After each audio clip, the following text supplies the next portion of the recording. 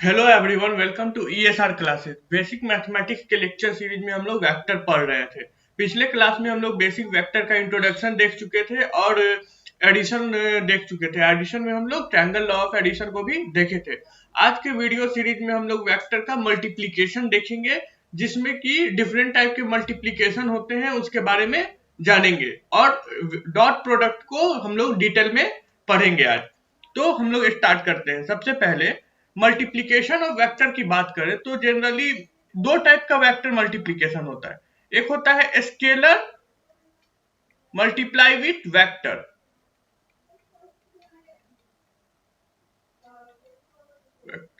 इस केस में क्या होगा, अगर एक स्केलर मल्टीप्लाई हो रहा है वेक्टर के साथ, तो उसमें क्या होगा, कोई भी एक के क्वांटिटी स्केलर क्वांटिटी ले रहे हैं, उसको एक वेक्टर के साथ मल्टीप्लाई कर दे रहे हैं। इट मींस अगर हम देखते हैं कोई वी वेक्टर है जो कि 5i plus 3j plus 7k है हमारा, तो इसमें अगर हम लोग डायरेक्ट एक 5 मल्टीप्लाई कर दे तो वो 5 क्या होगा, सारे एलिमेंट ऑफ वेक्टर के साथ मल्टीप्लाई हो जाएगा। देखिए बहुत ही आसान है। Scalar multiplication with any vector is not that much tough, but अगर हम लोग बात करें मल्टीप्लीकेशन ऑफ 2 वेक्टर की और 3 वेक्टर की, तो सबसे पहले देखते हैं मल्टीप्लीकेशन ऑफ वेक्टर्स। ठीक है, तो इसमें क्या है, मल्टीप्लीकेशन ऑफ वेक्टर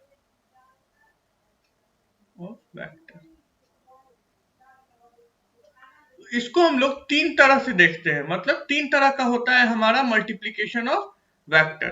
ठीक है, एक होता है डॉट प्रोडक्ट,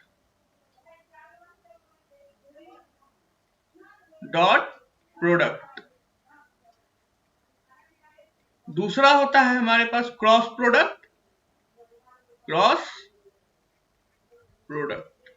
और तीसरा होता है स्केलर ट्रिपल प्रोडक्ट।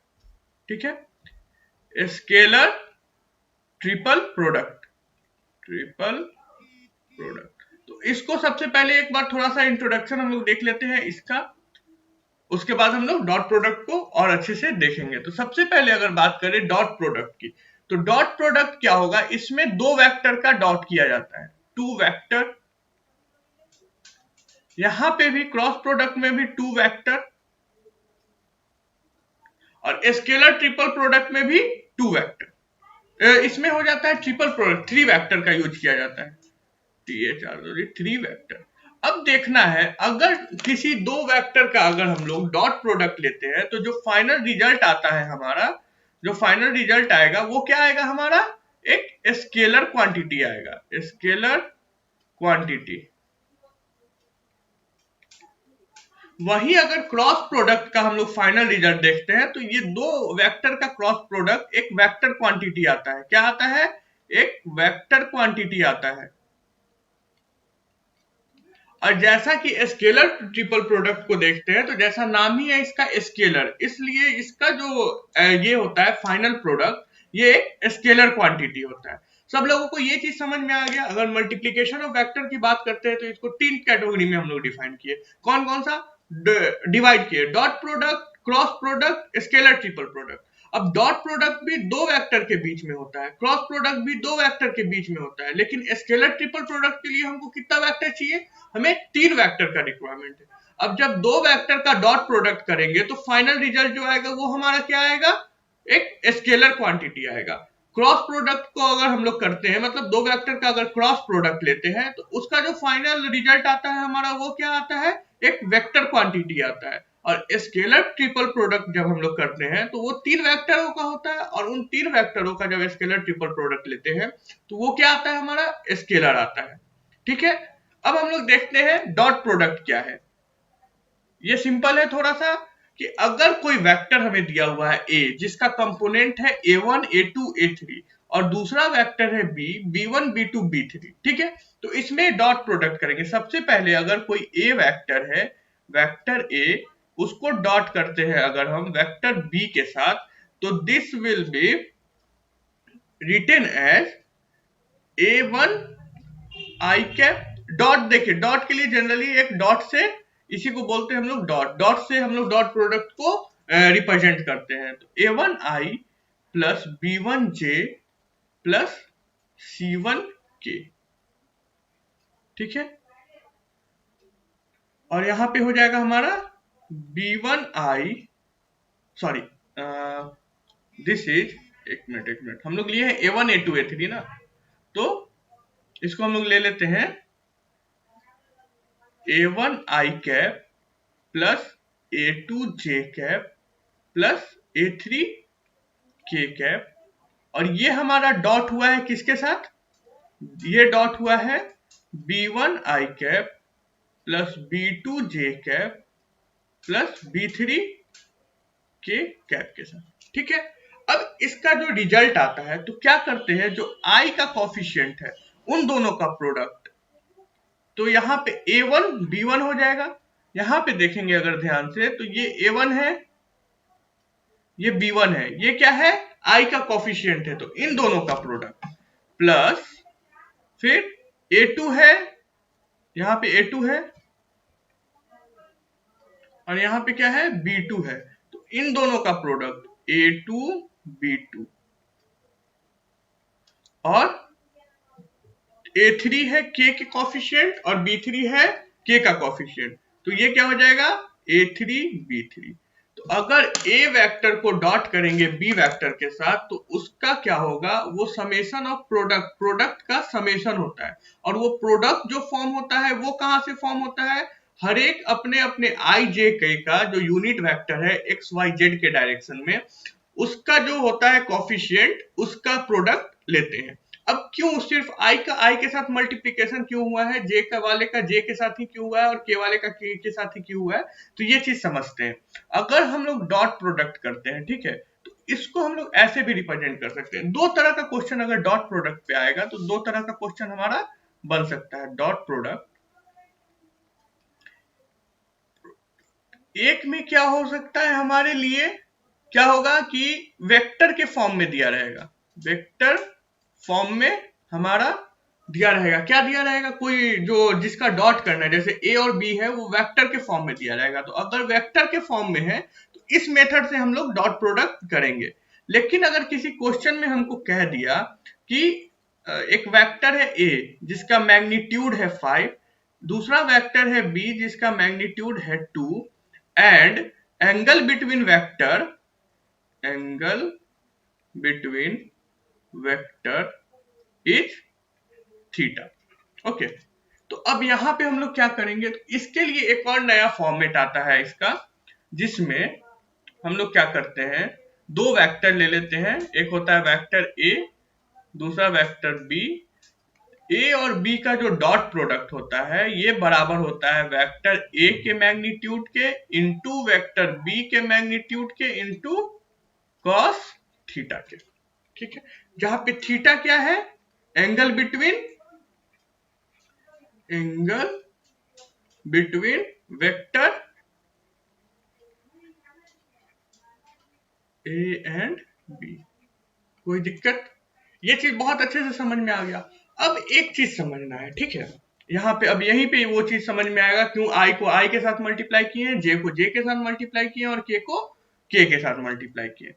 इसको अगर हम लोग देखें यहाँ पे तो ये क्या है, B1 क्या है, एक स्केलर क्वांटिटी ही होगा ना कोई, वो तो एक वेक्टर नहीं है। तो फाइनल जो रिजल्ट हमारा हो निकल के आया है वो क्या आया है, स्केलर क्वांटिटी आया है। अब इसको हम लोग समझते हैं एक बार फर्दर।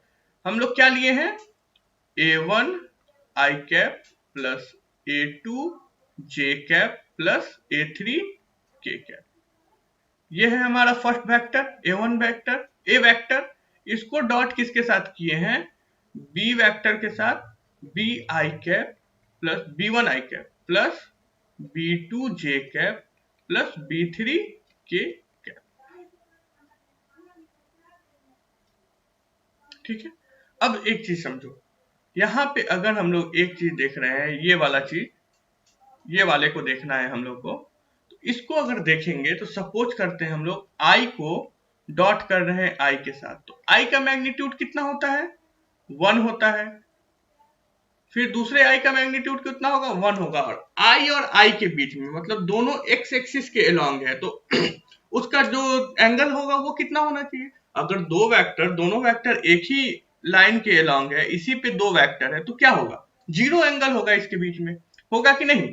तो अगर जीरो एंगल है तो कॉस जीरो होगा, ये कॉस जीरो, तो ये कितना आ जाना चाहिए हमारा, 1 आ जाना चाहिए, आ जाना चाहिए। सिमिलरली जे इंटू जे करे या फिर के इंटू के करे, है ना, क्या कर रहे हैं, जे इंटू जे और के इंटू के, तो ये भी हमारा क्या वैल्यू देगा, 1 के बराबर। तो इससे हम लोग क्या कंक्लूजन फाइंड आउट किए कि आई डॉट आई बराबर होता है जे डॉट जे बराबर होता है के डॉट के, और ये सब कितने के बराबर होते हैं, 1 के बराबर होते हैं। अब हम लोग देखते हैं अगर हम लोग आई डॉट जे कर रहे हैं, आई डॉट जे, तो यहां पे क्या होगा, magnitude of I 1, magnitude of J 1, और दोनों के बीच में एंगल क्या होगा, तो आई किसके अलोंग है, एक्स एक्सिस के अलोंग है, और जे किसके अलोंग है, वाई एक्सिस के अलोंग है, और एक्स और वाई एक्सिस के बीच में एंगल कितना होता है,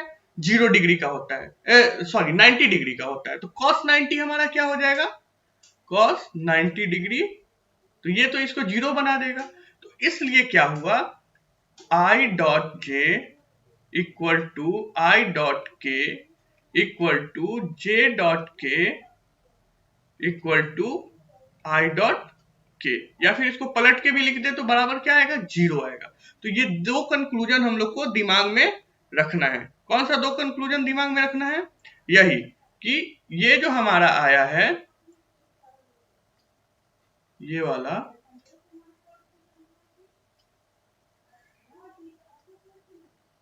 ये वाला और ये वाला कितना आया है,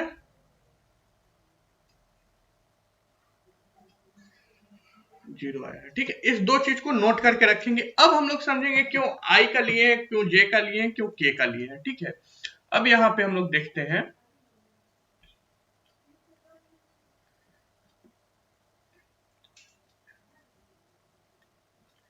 A1 आई कैप प्लस A2 जे कैप प्लस A3 के कैप, इसको अब हम लोग क्या करेंगे, डॉट कर रहे हैं, मतलब जनरल जो हम लोग मल्टीप्लीकेशन करते हैं उस तरह से इसको मल्टीप्लाई करते हैं पहले। ठीक है,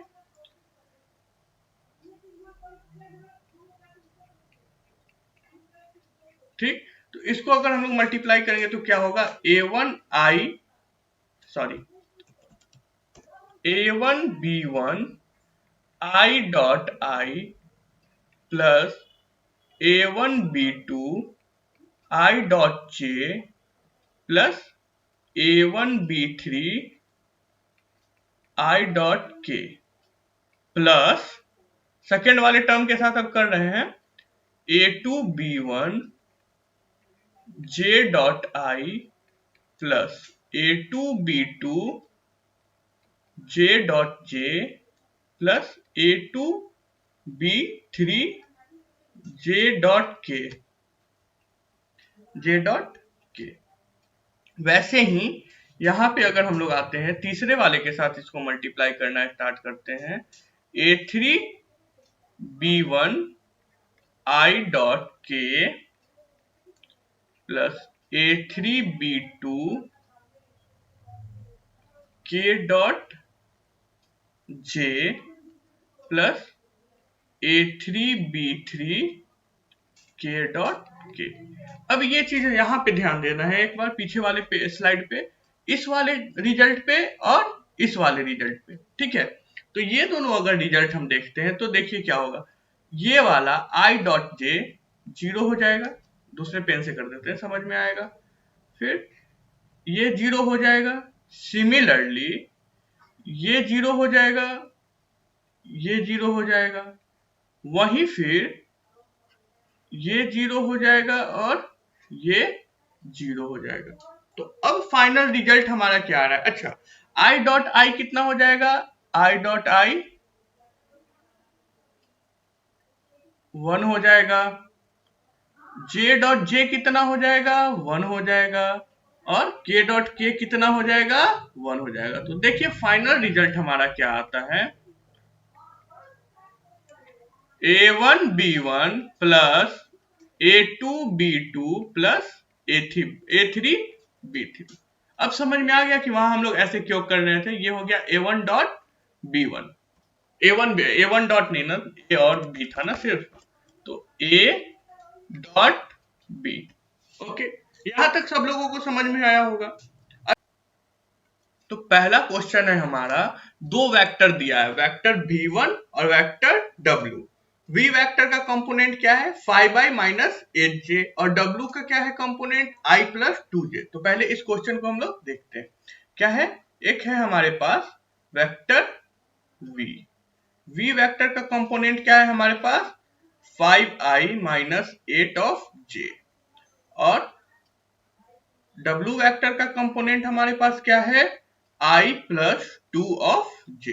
इसको डॉट करना है, तो V dot W is equal to 5i minus 8 of J dot होगा I प्लस 2 ऑफ J के साथ। ठीक है, अब डॉट प्रोडक्ट में क्या किए थे, बस I का जो कॉफिशिएंट है उनका प्रोडक्ट और J का जो कॉफिशिएंट है उनका प्रोडक्ट।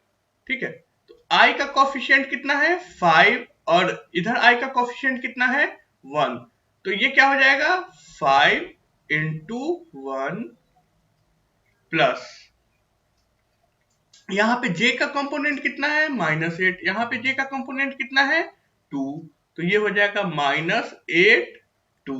तो टोटल हमारा ये क्या आ गया, ये कितना आ जाएगा 5 इंटू 1 5 माइनस ऑफ 16, तो final answer is 11। What we get a scalar value, scalar value. तो इससे समझ में आ रहा है कि नहीं हमको, अगर हम लोग किसी भी दो वेक्टर का प्रोडक्ट लेते हैं तो वो क्या आता है स्केलर क्वांटिटी आता है। सिमिलरली अगर हम लोग सेकेंड क्वेश्चन देखते हैं तो इसमें क्या है, ए दिया है, ए क्या दिया है 0 3 -7, तो ए का क्या करेंगे पोजीशन वेक्टर लिखेंगे, है कि नहीं।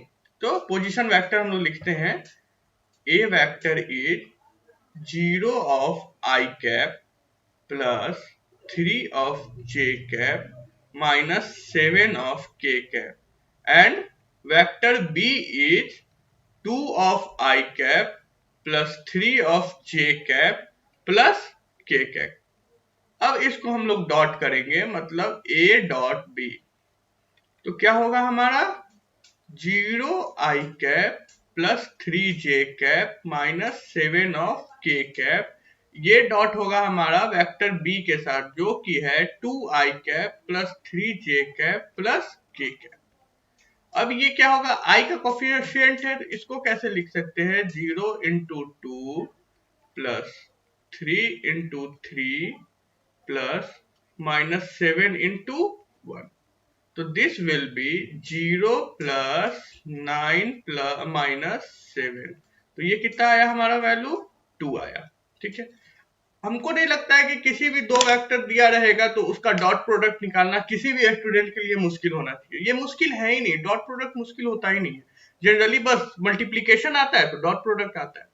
जब हम लोग 11th 12th में होते हैं ना, तो जो छोटी छोटी चीजें हैं ना, जैसे मल्टीप्लीकेशन अगर फास्ट है आपका, डिवीजन फास्ट है, कैलकुलेशन अगर फास्ट है, तो आपको 11th 12th में किसी भी चीज का प्रिपरेशन करने से कोई रोक नहीं सकता है। ठीक है, तो जो छोटी छोटी चीज होती है वो अगर हम लोग इम्प्रूव करके 10th से आते हैं, 10th तक अगर 11th के कंपेरिजन में देखा जाए तो बहुत कुछ नहीं पढ़ना है। ठीक है, 10th में बहुत कुछ ज्यादा नहीं पढ़ना होता है, 10th तक आपको प्रिपेयर किया जाता है ताकि आप 11th 12th को पढ़ पाए। तो वहां से अगर आप सिर्फ और सिर्फ अच्छा कैलकुलेशन लेके आएंगे ना, तो 11th 12th पढ़ना बहुत ही ज्यादा आसान हो जाएगा आपके लिए। ठीक है, अगर अभी नहीं भी है आपका कैलकुलेशन अच्छा, तो बेसिक वीडियो के साथ जाइए, वहां पे आप अपना कैलकुलेशन इंप्रूव कीजिए। कैलकुलेशन इंप्रूव कीजिएगा तो I don't think any of point at any of point during your 11th and 12th you are going to face any problem. So you have to work hard in initial phase. If you make your practice in initial phase, or you prepare yourself for further in initial phase, then you will be better day by day, and you does not face any of difficulty during your 11th and 12th. Or further, if you do engineering or any NEET student, they will also prepare well, and they will also perform well in their college too. So basic mathematics is very much important for all science students. So prepare well. अब next देखते हैं हम लोग property. ठीक है, तो property में हम लोग क्या देखेंगे कि अब डॉट प्रोडक्ट पढ़ रहे हैं तो डॉट प्रोडक्ट की प्रॉपर्टी देखेंगे ऑफ कोर्स। तो पहला क्या है हमारा प्रॉपर्टी कि अगर हम लोग u वेक्टर है कोई, इसको डॉट कर रहे हैं v vector plus w vector के साथ, तो ये हमारा आता है u dot v plus u dot w। Any problem? कुछ नहीं है, बस सीधे अंदर जो मल्टीप्लीकेशन में कैसे करते थे हम लोग, जैसे अगर 2 है, 2x प्लस 3 से मल्टीप्लाई कर रहे हैं तो this can be written as ना 4x प्लस 6। सिमिलरली ये किया गया है, कोई दिक्कत नहीं होगा यहाँ पे। ठीक है, अब हम लोग देखते हैं नेक्स्ट। इसमें प्रॉपर्टी डॉट प्रोडक्ट की प्रॉपर्टी भी बहुत ज्यादा टफ नहीं है, आसान ही रहता है। दूसरा प्रॉपर्टी हम लोग देखते हैं, अगर u डॉट v है तो इसको हम लोग आराम से v डॉट u लिख सकते हैं, बट अगर हम लोग क्रॉस प्रोडक्ट देखेंगे तो v डॉट u को u डॉट v नहीं लिखा जा सकता है। ठीक है, सिमिलरली तीसरा क्या आता है, तीसरा डॉट प्रोडक्ट v वेक्टर को अगर हम डॉट करते हैं v वेक्टर के साथ तो ये कुछ नहीं उसी वे वेक्टर के मैग्नीट्यूड का स्क्वायर हो जाता है। क्या हो जाता है? v वेक्टर के मैग्नीट्यूड का स्क्वायर हो जाता है। फोर्थ वन इज, अगर कोई कांस्टेंट मल्टीप्लाई है किसी वेक्टर के साथ और उसको डॉट कर रहे हैं हम किसी दूसरे वेक्टर w के साथ, तो this can be written as v vector dot C W vector. मतलब उस सी को इधर उधर लेके जा सकते हैं, इसका कोई बेचारे का कोई क्या बोलते हैं उसको, आइडेंटिटी नहीं है, जिधर मन करे उधर लेके जाओ इसको, या फिर इसको सी बाहर लेके पहले वी डॉट डब्ल्यू भी कर सकते हैं। ठीक है, यहां तक किसी को कोई दिक्कत नहीं हुआ होगा, सिंपल सिंपल प्रॉपर्टी है यहाँ पे। अब एक प्रॉपर्टी और क्या है कि u vector dot u vector dot u vector is equal to 0, then u vector is a zero vector. क्या होगा? जीरो वेक्टर होगा। ठीक है, आई होप सब लोगों को यहां तक समझ में आया होगा। अब इसका थोड़ा सा एप्लीकेशन देखते हैं। एप्लीकेशन में क्या देखेंगे कि क्यों हम लोग डॉट प्रोडक्ट पढ़े हैं, तो देखते हैं कि why dot product, dot product का नीड क्या है हमारे पास। तो यहां पे हम लोग देख रहे हैं कि डॉट प्रोडक्ट दो वेक्टर के बीच में एंगल फाइंड आउट करने के लिए लिया जा सकता है। दो वेक्टर के बीच में वो दो वेक्टर ऑर्थोगोनल है कि नहीं ये चेक करने के लिए लिया जा सकता है। और मोस्ट इंपॉर्टेंट थिंग जिससे क्वेश्चन डायरेक्टली आता है, इससे क्वेश्चन आपको जेईई मेंस में डायरेक्टली पूछा जा सकता है कि find the projection of given A vector on any B vector. मतलब कोई भी ए वेक्टर का प्रोजेक्शन बी वेक्टर पे क्या होगा। तो हम लोग इसको देखेंगे आगे, प्रोजेक्शन क्या होता है उसको बहुत अच्छे से समझेंगे। प्रोजेक्शन में कहीं कोई कंफ्यूजन वीडियो देखने के बाद नहीं रह जाएगा, जबकि बहुत ज्यादा कंफ्यूजन आता है प्रोजेक्शन पे। ठीक है, अब हम लोग क्या देख रहे हैं, पहले how to find angle between two vector using dot product. तो डॉट प्रोडक्ट का यूज करके कैसे एंगल फाइंड आउट कर सकते हैं। तो एंगल बिटवीन टू वेक्टर। ठीक है, तो ऐसे हम लोग एक रिलेशन पढ़े हैं कि vector A dot B is equal to क्या, magnitude of vector A into magnitude of vector B into cos theta. अब यहां पे हम लोग इसको क्या कर सकते हैं, कॉस थीटा बराबर vector A dot of vector B divided by magnitude of vector A into magnitude of vector B. अच्छा, थीटा को अगर सिर्फ रखेंगे तो कॉस इनवर्स हो जाएगा हमारा। Theta is equal to cos inverse A minus A dot B upon magnitude of vector A magnitude of vector B. सही है, इसको याद कर लेंगे कि याद करने का तो ऐसे हमको नहीं लगता है, इस रिलेशन से ये रिलेशन अगर याद है तो हम लोग आराम से ये रिलेशन डेवलप करके खुद ब खुद क्वेश्चन को सॉल्व कर सकते हैं। हर एक चीज को जरूरी नहीं होता है कि हम लोग याद करके रखें, ये सब तो छोटी छोटी चीजें हैं, तो इन्हें बहुत ज्यादा याद रखने का जरूरत है नहीं, खुद से हम लोग कर भी सकते हैं। ठीक है, अब नेक्स्ट क्या देखते हैं हम लोग, इस पे बेट कुछ क्वेश्चन कर लेते हैं। तो एक क्वेश्चन है, सिंपली एक क्वेश्चन भी देखेंगे तो हम लोग को समझ में आ जाएगा। जैसे क्या दिया है हमको, वेक्टर ए दिया है। सबसे पहले हम लोग अप्रोच देखेंगे, किसी भी क्वेश्चन में हमें अप्रोच देखना चाहिए कि हमारा अप्रोच क्या होना चाहिए। 3i minus 4 of J minus of K. B vector हमारा क्या हो सकता है, B vector is 0 of I plus 5 of J plus 2 of K. Okay, तो हमें क्या करना है, A vector dot B vector करना है। तो A vector dot B vector सबसे पहले फाइंड आउट कर लेते हैं।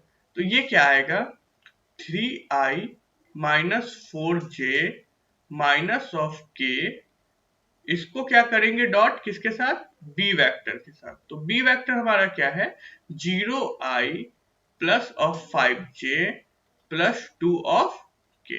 अब क्या आई आई के साथ, जे जे के साथ, के साथ, तो आई अगर आई के साथ मल्टीप्लाई हुआ है तो क्या आया है, 0 आया है। वैसे ही जे मल्टीप्लाई होगा तो क्या होगा, यहां से -4 आएगा, यहां से 5 आएगा। और अगर के मल्टीप्लाई होगा तो क्या होगा, यहां से -1 आएगा, यहां से 2 आएगा, है कि नहीं। तो ये क्या हमारा निकलेगा, यहां से 0 आ जाएगा, यहां से -20 आ जाएगा, यहां से -2 आएगा। तो ये हो गया हमारा -22। अब क्या है हमको देखना, कि अब हम लोग देखेंगे हमको क्या चाहिए था, अगर एंगल निकालना है डॉट प्रोडक्ट के साथ, तो क्या कर रहे थे हम लोग, फॉर्मूला को देखिए, a dot B is equal to magnitude of A magnitude of B cos theta, है कि नहीं। तो हमको अब क्या चाहिए, ये चीज तो मिल गया, हमें ये निकालना होगा। तो अगर a का मैग्नीट्यूड निकालते हैं, तो a का मैग्नीट्यूड निकालने का क्या तरीका था हमारे पास, रूट अंडर a हमारा क्या है, vector given 0 3 -4 and -1, sorry then how it became 0 here, oh sorry ठीक है, 3 -4 -1, तो 3 का स्क्वायर प्लस माइनस ऑफ 4 का स्क्वायर प्लस माइनस ऑफ 1 का स्क्वायर, दिस बिकम 3 3 जा 9 -4 का square is 16 and this is 1, तो this is root under 26। Similarly mod of b is equal to root under 0 का square plus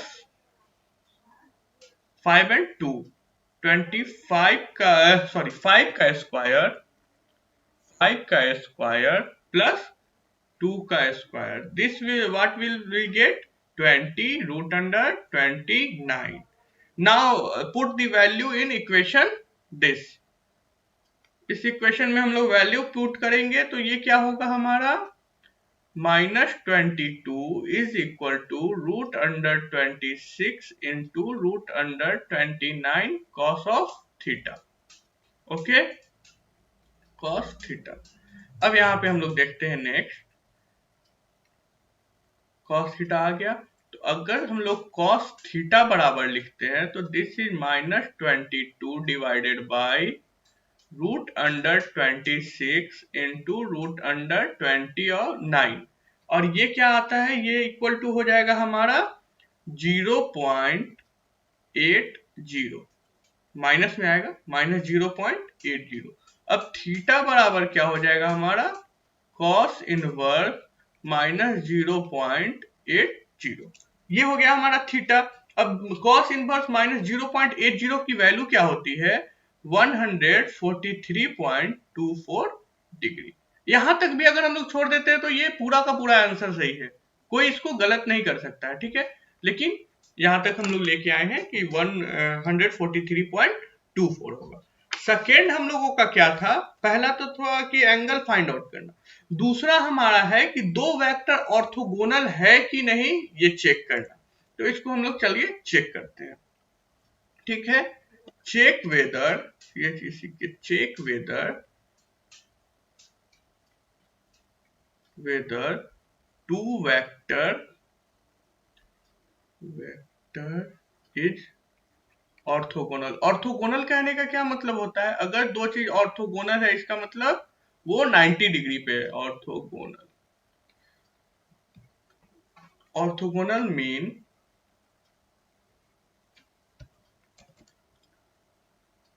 two vectors are vectors are at 90 degree. Okay, अब देखते हैं कि यही check करना है कि दो वेक्टर 90 डिग्री पे होगा कि नहीं। अब अगर सपोज करो यहाँ पे अगर वेक्टर ए है और वेक्टर बी है तो ये क्या आता है?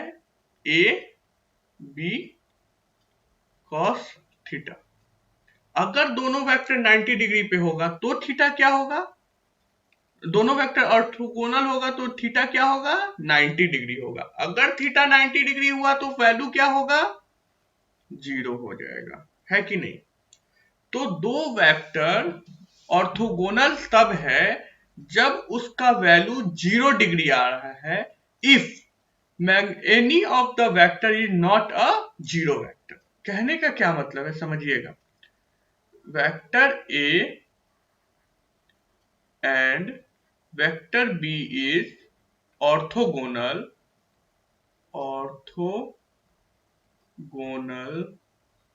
when a dot b is equal to 0 and either of vector a and vector b is not any of होना चाहिए, either of any of कोई भी any of a and b not be zero vector. मतलब कोई भी उसमें से zero vector नहीं होना चाहिए और ए डॉट बी तब जीरो आए तो वो ऑर्थोगोनल होगा। ठीक है, इस पे देख लेते हैं। क्वेश्चन होगा हमारे पास determine the following vector are parallel. ये अभी हम लोग के काम का नहीं है, देखना है सिर्फ ये चेक करना है कि ऑर्थोगोनल है कि नहीं है वेक्टर। ठीक है, तो हम क्या करेंगे? Vector A is 6i minus of 2j minus of k and vector b is 2i plus 5j plus 2k। तो अगर हम लोग डॉट करते हैं इन दोनों वेक्टर्स को, vector A dot with vector B, then 6i minus 2j minus k is dot with 2i plus 5j plus 2k। ये dot हुआ तो क्या हमारा यहाँ आ जाएगा? 6 और 2 के साथ कितना आएगा? 12 माइनस ऑफ 2 5 माइनस ऑफ 10 आएगा, माइनस ऑफ 10 एंड ये फिर माइनस ऑफ 2 आ जाएगा। तो ये कितना आ गया? 0 आ गया। क्या ए और बी का मैग्नीट्यूड 0 है? जब किसी भी वेक्टर का ये दिया रहेगा हमको, कोई भी कंपोनेंट 0 नहीं होगा तो वो कभी भी 0 वेक्टर नहीं हो सकता है। ठीक है, तो क्या कह रहा है हम लोग को कि ये इसका क्या आया है? मैग्नीट्यूड 0 आया है। ए डॉट बी किए हैं तो वैल्यू कितना आया है? 0 आया है। तो ये क्या होना चाहिए हमारे लिए? ऑर्थोगोनल होना चाहिए, ऑर्थोगोनल होना चाहिए। सिमिलरली सेकेंड क्वेश्चन है, इस सेकेंड क्वेश्चन को आप लोग खुद से सॉल्व कीजिएगा और कमेंट बॉक्स में बताइएगा कि ये ऑर्थोगोनल है या ऑर्थोगोनल नहीं है। ठीक है, नेक्स्ट हम लोग देख रहे हैं प्रोजेक्शन ऑफ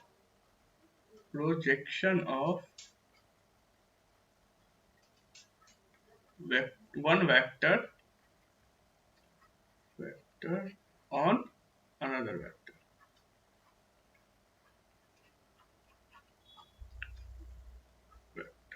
ठीक है, एक वेक्टर का दूसरे वेक्टर पे प्रोजेक्शन देखना है। यहां से ड्रॉ कर लिए, एक वेक्टर हो गया हमारा, इसको मान लेते हैं वेक्टर ए, और एक हो जाएगा दूसरा वेक्टर जो कि है हमारा वेक्टर बी। ठीक है, वेक्टर बी हो गया, ये है हमारा वेक्टर बी और ये है हमारा वेक्टर ए। अब प्रोजेक्शन का मतलब क्या कहता है कि जब हम इधर से उसको देखेंगे तो उसका शैडो यहाँ पे कहीं आना चाहिए, ठीक है, इस डिस्टेंस पे। तो जो शैडो बनता है उसी शैडो को हम लोग प्रोजेक्शन बोलते हैं, है कि नहीं। तो अब स्टार्ट करते हैं समझना कि प्रोजेक्शन कैसे फाइंड आउट करेंगे, ठीक है। ये जो लेंथ होगा हमारा, ये यहां से लेके यहां तक का जो लेंथ होगा, यही हमको प्रोजेक्शन देगा, देगा कि नहीं देगा, यही देगा ना प्रोजेक्शन, ये लेंथ जो होगा। इस लेंथ को हम लोग कंसीडर कर देते हैं x, ठीक है, कोई तकलीफ नहीं। अब इसको हम लोग देखते हैं करके कि इसको करेंगे कैसे, ठीक है।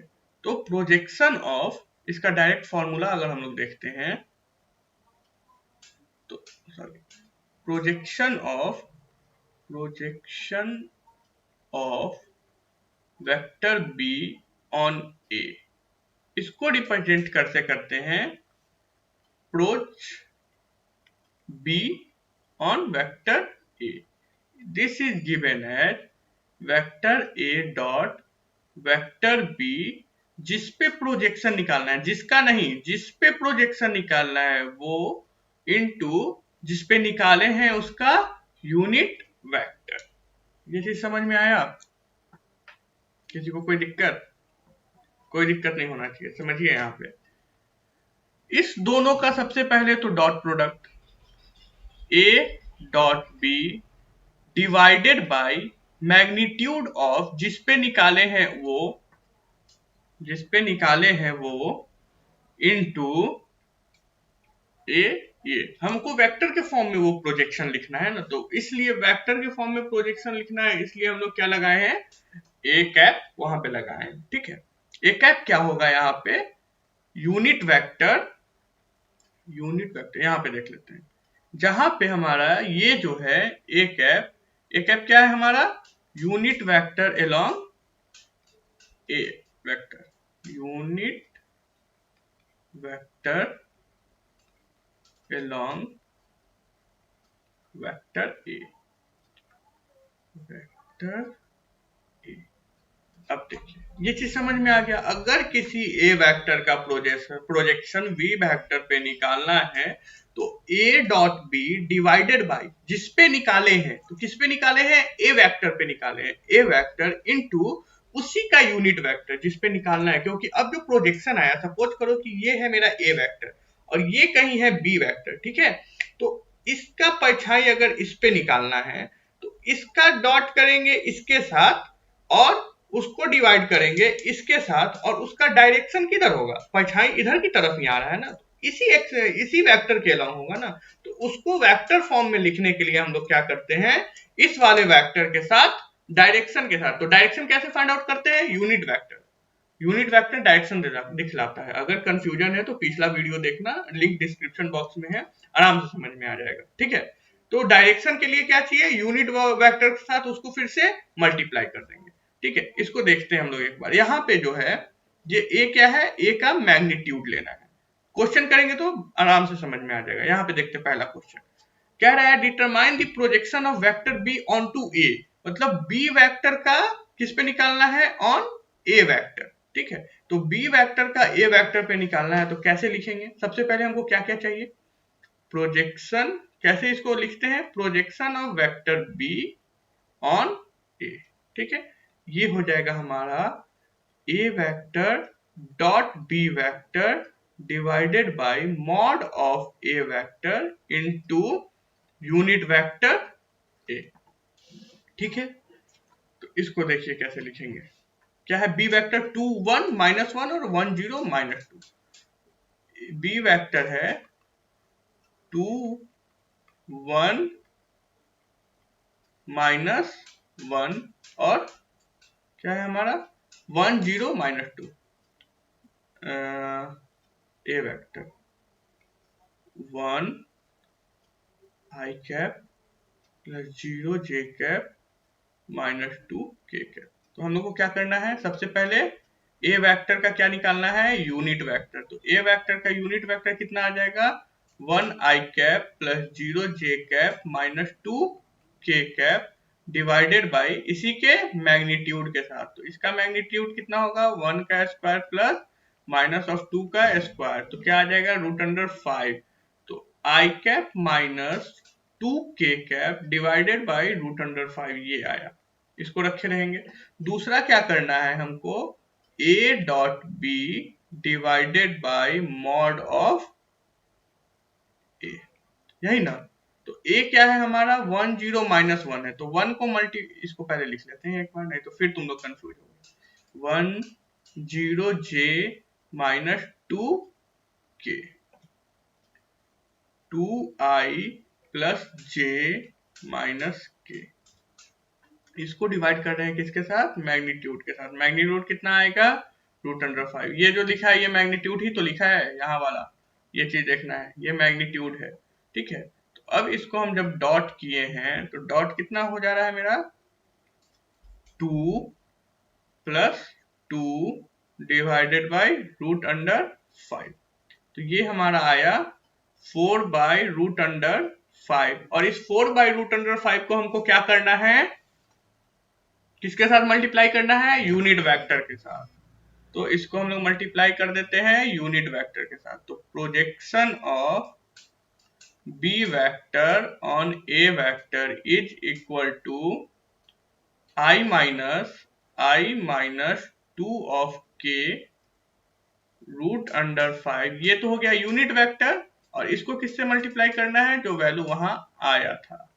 तो ये हो गया हमारा 4/5 i cap minus 8/5 k cap. Okay, किसी को कोई दिक्कत, ये क्या है, projection of A vector B vector on A vector. Next question जो है उसको आप लोगों को खुद से करना है, और सिर्फ उसका मैग्नीट्यूड जो आएगा, आगे वाला जो आएगा, बस ये वैल्यू बताना है। और यूनिट वेक्टर अगर लिखना चाहो तो लिख सकते हो, लेकिन ये वाला जो वैल्यू हम यहाँ पे निकाले हैं, ये वाला वैल्यू सब लोगों को कमेंट बॉक्स में डालना है, ठीक है। आई होप कि डॉट प्रोडक्ट बहुत अच्छे से आप लोगों को समझ में आया होगा। अगर वीडियो पसंद आ रहा है तो इसको ज्यादा से ज्यादा लाइक कीजिए, सब्सक्राइब कीजिए चैनल को, ताकि जब भी हम वीडियो डालें तो आपको नोटिफिकेशन मिलता रहे। मिलते हैं नेक्स्ट क्लास में क्रॉस प्रोडक्ट और स्केलर ट्रिपल प्रोडक्ट के साथ। Thank you.